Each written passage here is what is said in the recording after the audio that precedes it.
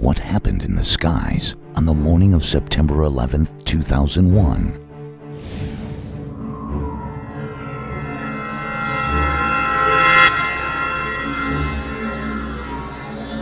Why did America's air defense seem to be ineffective? American 11, boss just gave us a heads up and said that he was heading towards Washington.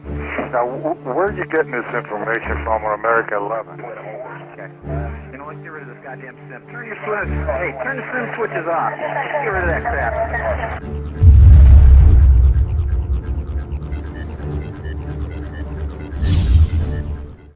According to the 9/11 Commission report, 4 aircraft departed America's airports on a gorgeous September morning in the northeast corridor of the United States.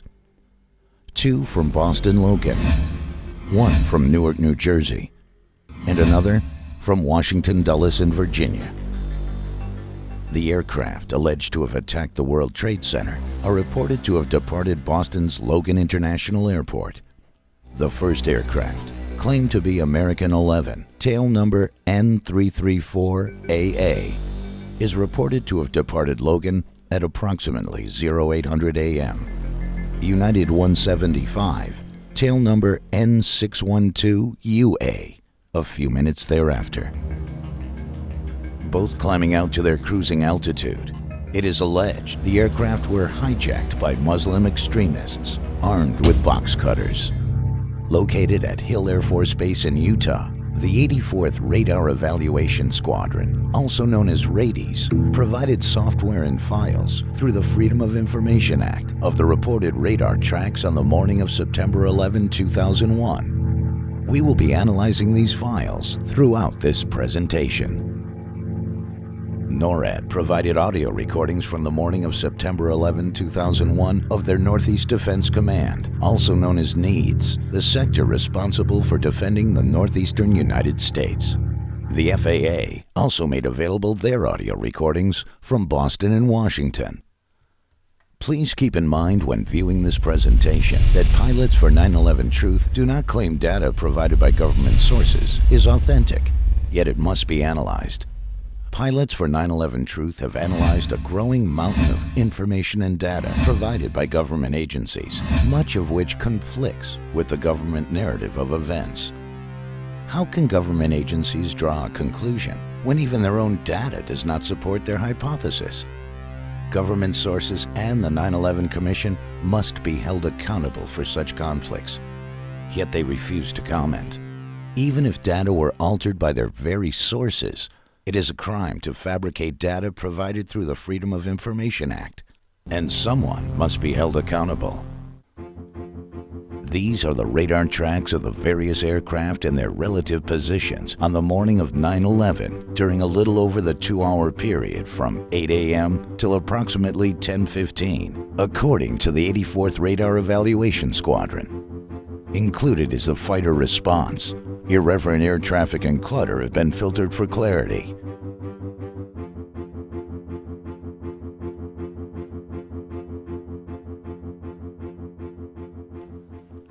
According to the tapes, at approximately 08:15, American 11 was given a turn 20 degrees to the right to avoid traffic. American 11 turned 20 degrees right. The crew read back the instructions and made the turn. Right, American 11. Roughly 15 seconds later, American 11 was given an instruction by ATC to climb and maintain 35,000 feet. American 11, climb maintain level 350. There was no reply. Boston Center made continued attempts to contact American 11 without success. American 11, climb maintain level 350. American 11, Boston. United 175 checks in on the frequency after departing Boston Logan. United 175 out of 19 to 230. United 175, Boston, center, roger. The next time American 11 is heard from was the widely publicized infamous call from Mohammed Atta, supposedly at the controls, in which he is alleged to mistakenly have transmitted over the air a demand meant for the cabin. Is that American 11 trying to call? Study. We have some planes. Just stay quiet and you'll be okay. We're turning to the airport.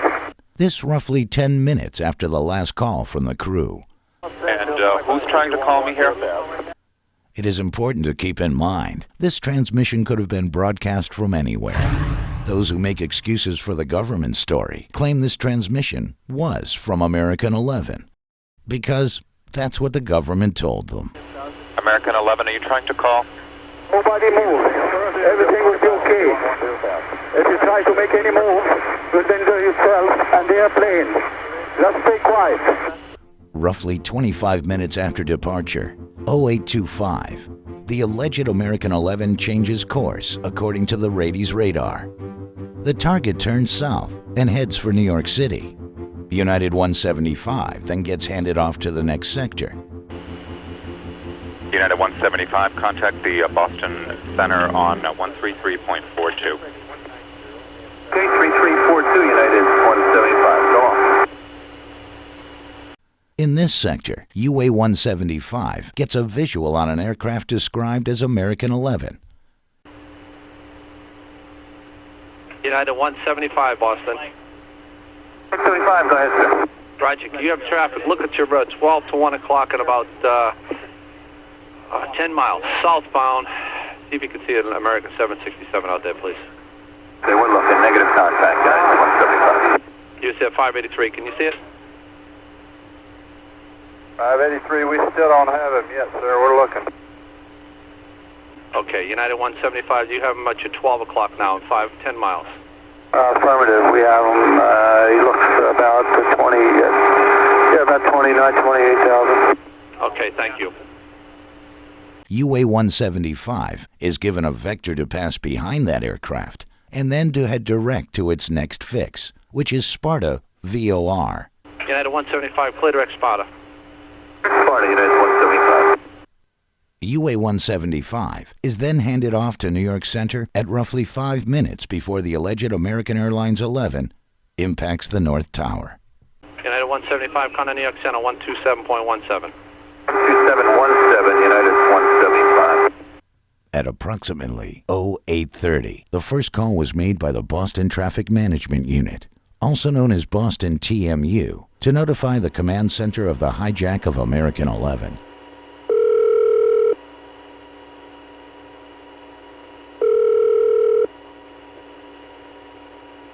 Command Center East, Tony. Hi, Tony. Good morning, Boston Center. I got a situation here with American 11, American 11, Boston departure to LAX. We believe it's a possible hijack situation. Okay, tell me more. Okay, he departed Boston. We lost radio communications with him. Then we lost his transponder, and they believe that they heard in the background something, a threat. And right now, What, a threat, you said? a threat. And right now, the aircraft is just west of Albany, going southbound. Okay, I see him. And he's Nobody's talking to him, right? nobody's talking to him at this time. Correct. Okay. Anything I can do to help you right now? And no, I mean, just in the right, we have no idea where this aircraft is going. Maybe a hit up the New York Center. The command center recommends to notify all surrounding centers, especially New York and Cleveland. Okay, well, probably as a precaution, might be good if we call up Cleveland and New York and at least let them know, just in case this guy starts heading there where they'll have a heads up on it. Okay, let's do that. Cleveland. Hi, Cleveland, New York, Boston. I got a little situation with American 11, American 11. He is a 767 departed Boston going to LAX. We don't know where the aircraft is going. He is supposedly going to LAX. Was going westbound. We lost his frequency. Then we lost his transponder, and now the aircraft is just west of Albany, heading due south. Oh, my goodness. Do we have the data block on it? Who's got the... Yeah, it's a primary target presently, and it's heading southwestbound. Okay. No altitude encoded right now. I'll advise the area. The last altitude observed was flight level 290. 29 southbound? Heading southwestbound. He's like towards Hancock, Right around there. He's southwest of Albany by 15 miles. You have no idea where he's going? No idea, sir. All right. You can tag him on the TSD. I did pick him up. Primary only? Primary only. Okay. Okay. Thank you. At approximately 0835, a call to scramble fighters is made by Boston Center directly to Cape Approach, trying to get in touch with Otis Air Force Base. Cape Tracon, Cape on a team in a 41. Cape Tracon? Yeah, hi, are you able to talk to Otis on this line? I'm not sure, but if you need to get in touch with them, I can, I think they're on the 7 line. I have a situation with the American 11. What? I have a situation with American 11. You want to talk to Otis Tower? I want to talk to Otis Tracon. I need to scramble some fighters. All right, well, hold on a second. Let me get you the soup. Timmy, pick up the 41. Something about a scramble, I don't know. Cape Approach. Hey, Cape, Dan Buenicon from Boston Center. Yes. I have a situation with American 11, a possible hijack. American 11? Yes, sir. Departed Boston going to LAX. Right now he's south of Albany. I'd like to scramble some fighters to go tail him. Oh, okay. Well, we'll talk to Otis here. Okay, and just put if he wants, just depart, and we'll put a flight plan in for him. At 0840, 5 minutes later, Boston calls the command center to speak with New York Tracon Direct, letting them know the hijack is confirmed.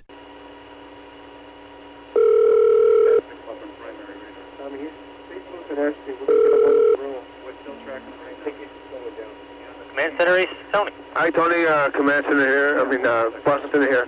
Could I get New York Tracon? You bet. No, nothing with the... Yes, with American 11. Say it again? Oh, a reference to American 11. Right, have you had any contact with him yet? No contact. It is confirmed hijack, though.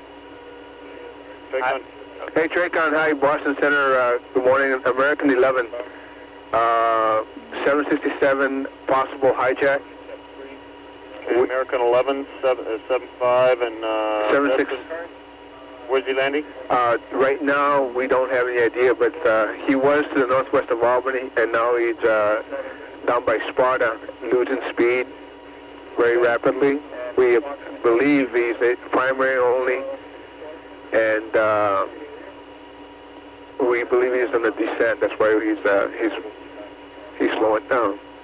I'm just trying to, and he's around the Sparta area now, you say? Yeah, he's around the Sparta area right now. Wow, I just don't see anything. Yeah, it's a primary target right now. Yeah, I'm looking pretty hard for any kind of primary target. We still should be able to see it, and I don't see... I do have something on the TSD if that gives you an idea of which way he's heading. Yeah, well, I'm just looking at the real raw radar here, and I just don't see... anything out there. I'll let the area know to start looking for it. We just don't have any idea what... Last altitude we had this fellow 290, but his speed has diminished quite a bit. Okay. So we believe he might be in a descent. Okay. Alrighty. Okay. I'll pass along to the sector. All right, just be careful. Understand. Check. Hey, Boston? Yes. You said you confirmed the hijack. How'd you... Well, what has happened, the pilot has kept the mic keyed while the person's in the cockpit, the flight deck. Okay, and what are you hearing? The threat, I don't really know what they're hearing, but that the suit came down and confirmed that it is the hijack. Okay, if you learn anything else, please give us a call so we can help you out as best we can. Does New York know about this guy heading? New York knows, Cleveland knows, maybe Washington will be next. We're going to scramble some fighters to tail him. Okay, coming out of Otis? Yes. Okay, I'll take care of the coordination with Washington Center. I will advise them of what's going on. Thank you.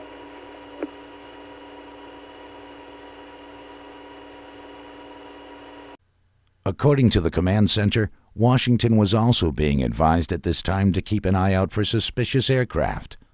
This was an hour prior to the attack on the Pentagon.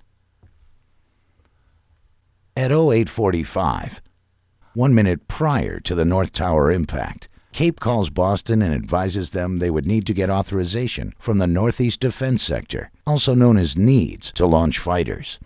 Cape gives Boston the flight ID of the fighters as Panta 45 and 46. Do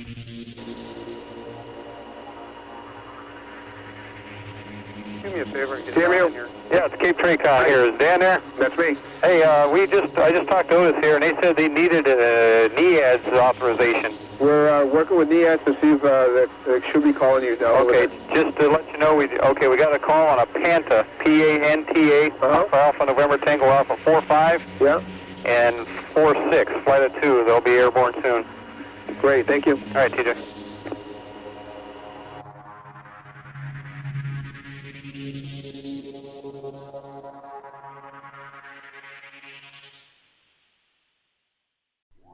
It is interesting to note that American 11 and United 175 both have the same departure and destination, Boston to LAX, but were given different routing. American 11 was cleared along the preferred Great Circle route to LAX, which directs flights over Syracuse, New York. This is the most direct route to Los Angeles International Airport. United 175 was given a more southern route, used mainly by departures out of Newark.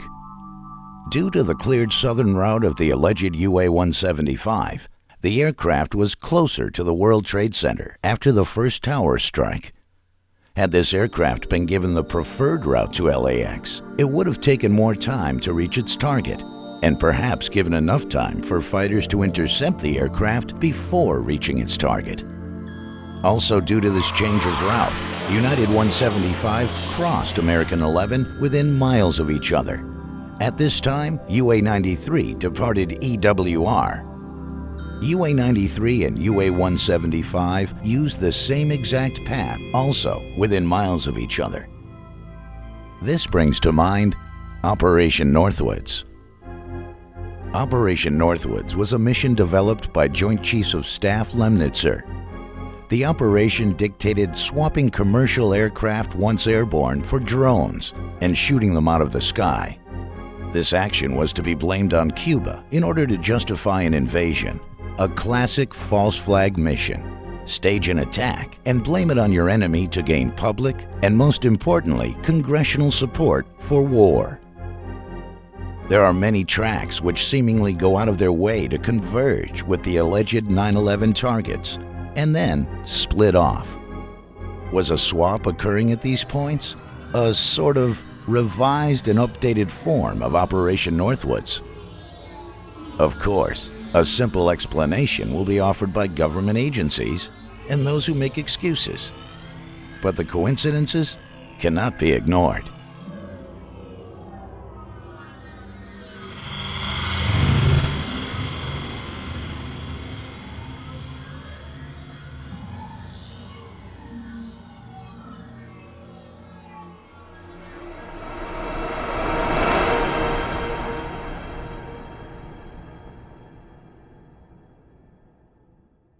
At 8:52 a.m., fighters are launched from Otis Air Force Base. Needs repeatedly wants the fighters to go direct to the Z point, to New York City, and demand the FAA ATC clear a route. I don't know where I'm scrambling these guys to. I need a direction, destination. Okay, I'm going to give you the Z point. It's just north of New York City. I got this lat long 4115, 7436, or 7346. Head them in that direction. Copy that. Then a report comes in that the hijacked aircraft just struck the World Trade Center.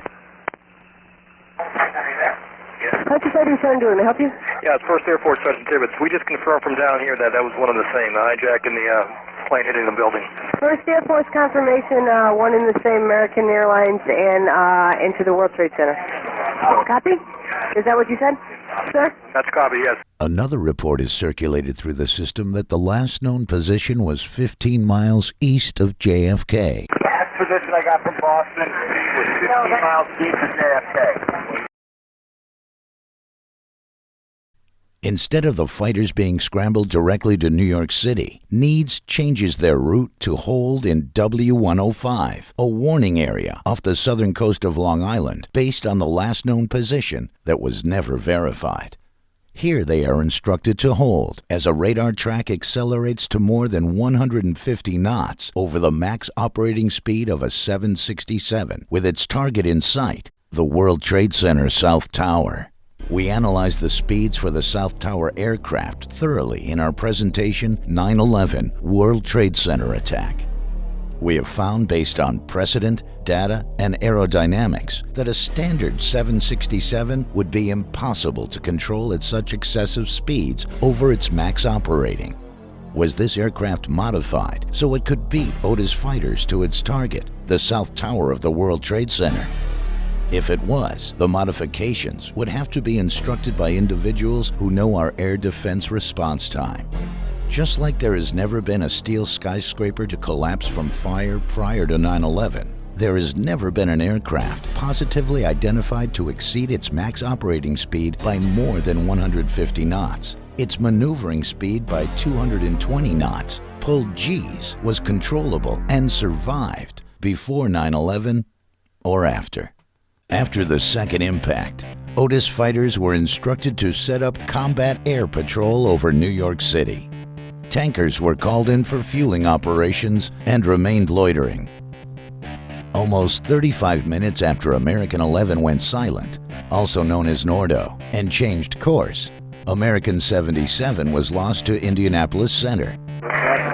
Indianapolis Center was working this guy. What guy? American 77. Okay. At flight level 350. However, they lost radar with him, they lost contact with him, they lost everything, and they don't have any idea where he is or what happened.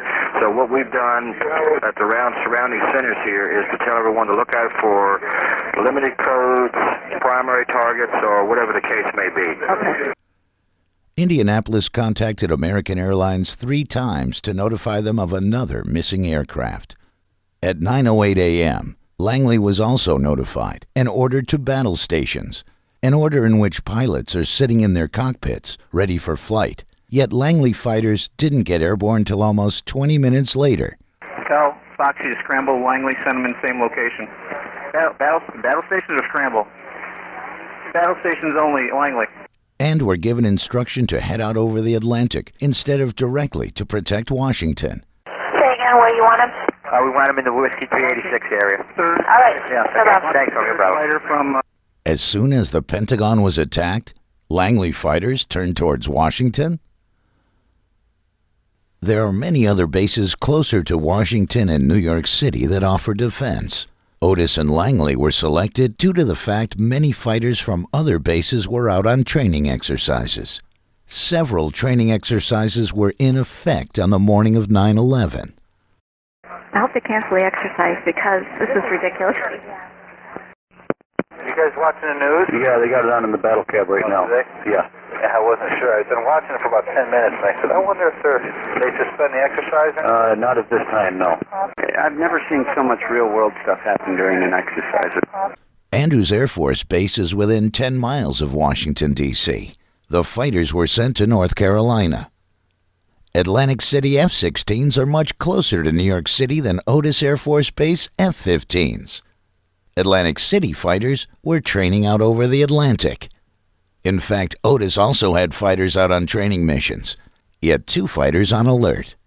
Needs was also in training mode when the attacks occurred. Needs had simulated tracks on their radar screens and didn't remove them till almost 9:30 a.m., well after the second tower impact. According to Captain Jeff Lottis, a former F-15 fighter pilot with 2 tours of duty in Iraq, false inputs on radar screens is unprecedented, except on 9/11. You can hear the confusion when Needs is attempting to locate their tankers. Call sign Team 23. No, Team 21 and 107. Thank you.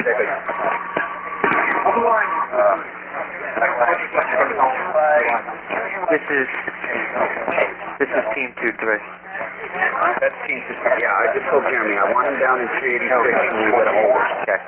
You know, let's get rid of this goddamn sim. Turn the sim switches off. Get rid of that crap. Our defenses just seemed behind the 8 ball every step of the way. Was this all by design?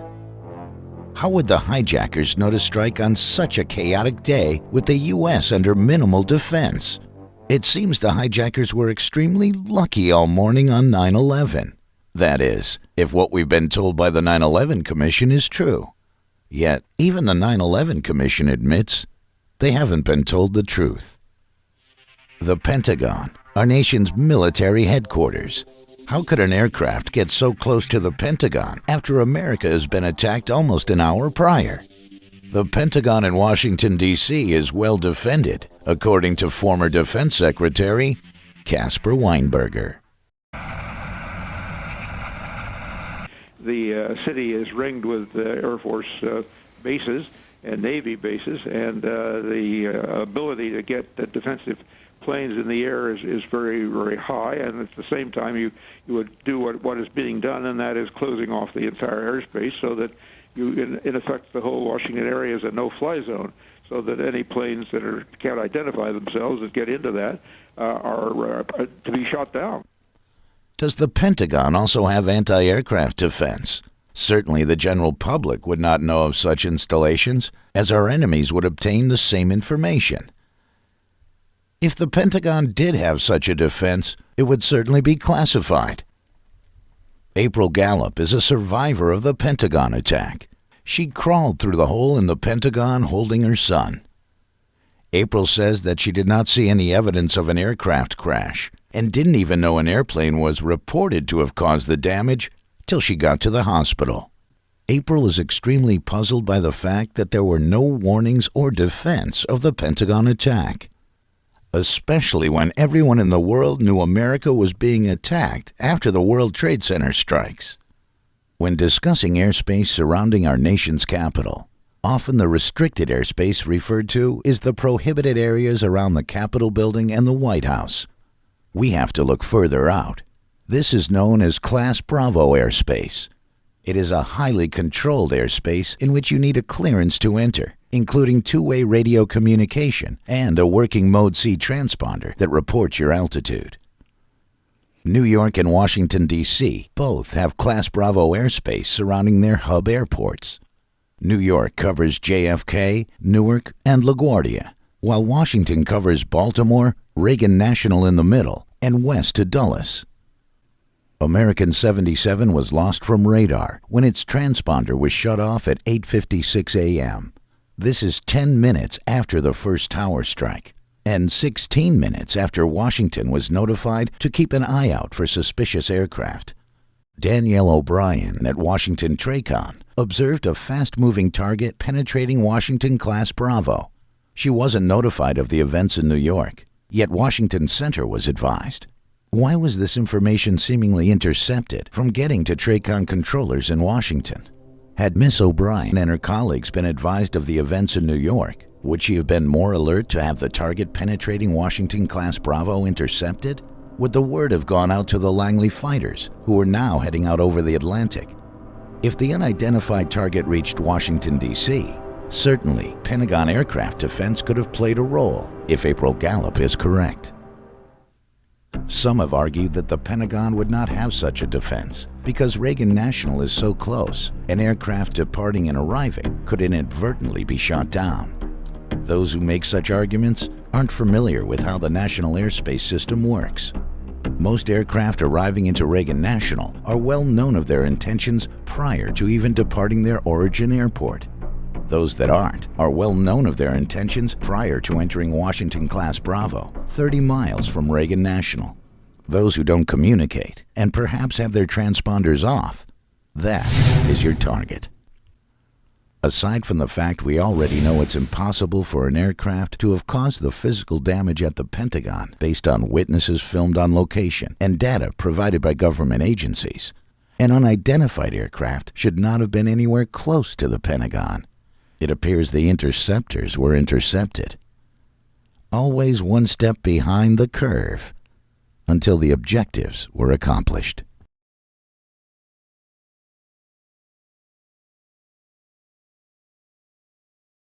The confusion caused throughout the system on 9/11 seems to be the contributing factor of why the perpetrators were so successful in carrying out their missions. Hey, turn the swim switches off. When an unidentified target was approaching Washington, D.C. from the west, a message was sent out in the system that American 11 was still airborne. Scoggins Military, Boston Center. Just had a report that American 11 is still in the air and it's on its way heading towards Washington. Okay, American 11 is still in the air on its way towards Washington? There was evidently another aircraft that hit the tower. That's the latest report we have. Okay. I'm going to try to confirm an ID for you, but I would assume he's somewhere over either New Jersey or somewhere further south. Okay, so American 11 isn't the hijack at all then, right? No, he is a hijack. American 11 is a hijack? Yes. And he's going into Washington? It could be a third aircraft. It could be a third aircraft going on to Washington. Do you have a Mo 3 on him, sir? No, Mo 3, we're trying to get a radio to me if I can. This is a report I had from Washington Center. You might want to get someone on another phone talking to Washington Center, see if they have him tracked up. Copy that. And then get maybe DC Guard or somebody up there on the aircraft. Okay, do you have a lat long right now on it? I will try to get one. Okay, copy, thanks. All eyes then focused on a target coming from the northeast and not the west. Also, this message was sent out that the aircraft was headed towards Washington before it would have even gotten to Philly. Why was the rumor started that an aircraft from the northeast is inbound to Washington and not Philly? Was it to lead interceptors toward a phantom target and away from the real threat inbound from the west? The ultimate source for this confusion is still unknown. Hello. Hi, this is Huntress ID. Huntress, yeah, go ahead. Yes, sir. We have fighters on battle stations and airborne also. We're trying to figure out the lat long for the American 11. Boss just gave us a heads up and said that he was heading towards Washington. Now, where are you getting this information from on American 11? Boston Military. Who? Boston Military? Boston? Yes. Military desk. And they said that they were getting updates through Washington. So not Washington Center, I'm sure, because American 11 is the airplane that we're under the premise that has already crashed into the Trade Center. Right. Again, someone intercepted the interceptors by providing false information. Washington TRACON was isolated due to the fact that they weren't advised of the events in New York.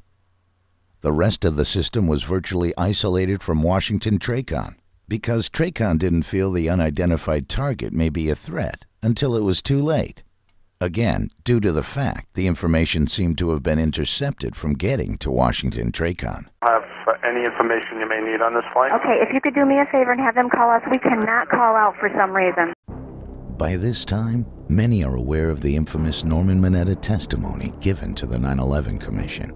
The aircraft was 50 miles out, 30 miles out, 10 miles out. Do the orders still stand? The plane is 10 miles out. The young man also said to the vice president, do the orders still stand? And the vice president turned and whipped his neck around and said, of course the orders still stand. Have you heard anything to the contrary? Well, at the time I didn't know what all that meant. And the flight you're referring to is the flight that came into the Pentagon. Pentagon, yeah. To this day, there has been much controversy over what exactly those orders were. Were they to stand down in order to let the Pentagon attack occur? Were they a shoot-down order? Mineta's testimony has been among the most damaging because those who make excuses for the government story are having a very difficult time trying to explain such a conversation with the vice president. Some young man came in and said to the vice president, there's a plane 50 miles out coming towards D.C. So I said, Monty Belger, who's the number 2 at FAA, I said, Monty, what do you have on radar on this plane coming in? He said, well, the transponder's been turned off, so we don't know who it is, and we don't know the altitude or speed. And so I said, well, where is it? He said, well, it's somewhere beyond Great Falls right now. And so then the young man came in and said, it's 20 miles away. And so I'd say, well, Monty, where is this plane in relationship to the ground? And radar, it's hard to associate with a ground point, but they'd be able to tell you roughly the distance from wherever you are. but he couldn't tell you speed or altitude. And then all of a sudden, as I was talking to him, he said, "Oh, I lost the bogey, lost the target." I said, "Well, where is it?" He said, "Well, somewhere between Roslyn and National Airport." And about that time, someone broke into the conversation. Said, "Mr. Secretary, we just had a confirmation from a Arlington County police officer saying that he saw an American Airlines plane go into the Pentagon." Some have argued that the aircraft which was being discussed was United Airlines 93 coming down from Pennsylvania, and that Mineta had his timeline inaccurate. This can't be the case, as United 93 never got close to the Pentagon. Some have argued it was American Airlines 11, but same thing. American Airlines 11 never got close to the Pentagon. Even in what is called coast track mode, when a radar track of an aircraft continues on its present course based on the last data received, the aircraft still would not have been close to the Pentagon. The aircraft target being discussed by Vice President Cheney and overheard by Mineta could only be the target inbound from the west, which penetrated Washington-class Bravo airspace. Combine that with the fact that the Langley fighters were headed out over the Atlantic during this time and turned inbound only after the target drops off radar near the Pentagon, it seems pretty obvious what the orders were. An airborne command center, a military version of a 747, was airborne when the unidentified target approached from the west. According to Rady's data, this aircraft did a dozy-do with the unidentified target as the F-16s were headed out over the Atlantic.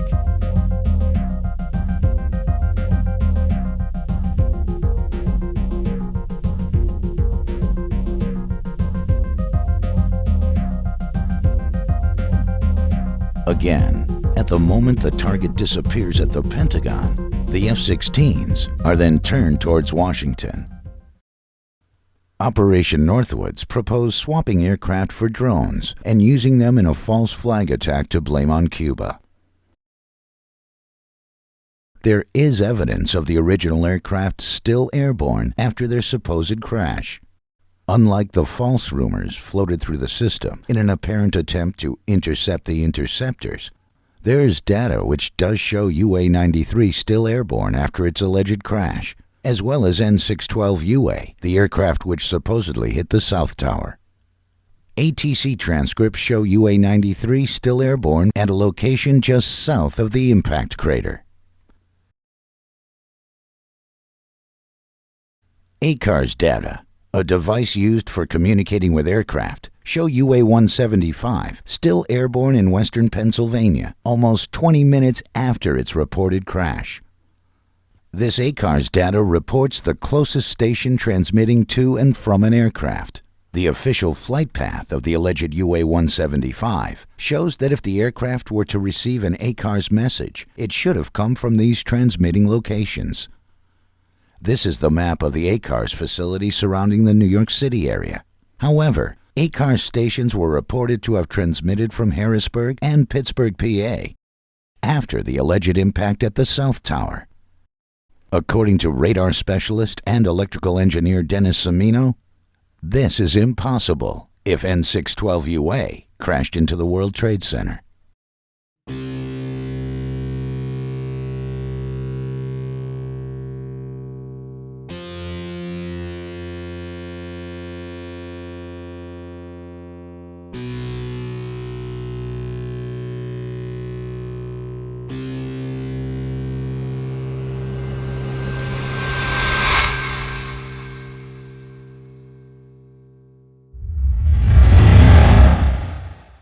War games, simulated radar tracks, routing clearances other than preferred, enabling the second aircraft threat to be closer to the World Trade Center after the first impact.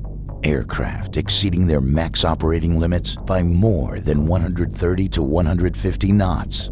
Inaccurate aircraft position reports, false aircraft target reports, aircraft converging, flying virtually in formation with, and then diverging from reported 9/11 aircraft. Fighters launched in the wrong directions, Aircraft seemingly still airborne after the alleged attacks. Poor communications. Phones not working. We cannot call out for some reason. All right, let me have your number. Is it any surprise that our defenses were always one step behind? While the perpetrators of 9/11 were able to successfully accomplish their mission with military precision. Are we supposed to believe Al-Qaeda was running all this interference so the supposed hijackers could complete their mission? Bin Laden isn't even listed as a suspect for 9/11, yet we went into Afghanistan to smoke him out. These are real questions. The cold hard facts added to the growing mountain of information and data, which does not add up to what we have been told by our government.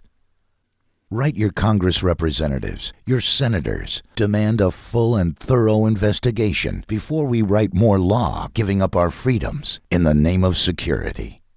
They who give up essential liberty to obtain a little temporary safety deserve neither liberty nor safety. Benjamin Franklin, February 17th, 1775. Thank you for taking the time to inform yourself. Play music now.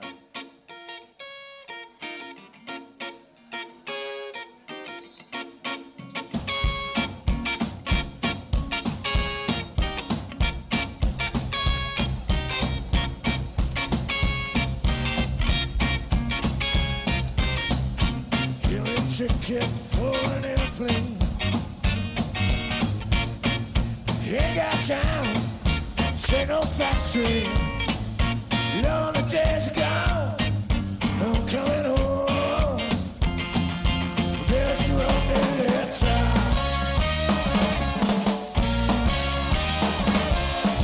I don't care, but I gotta spill.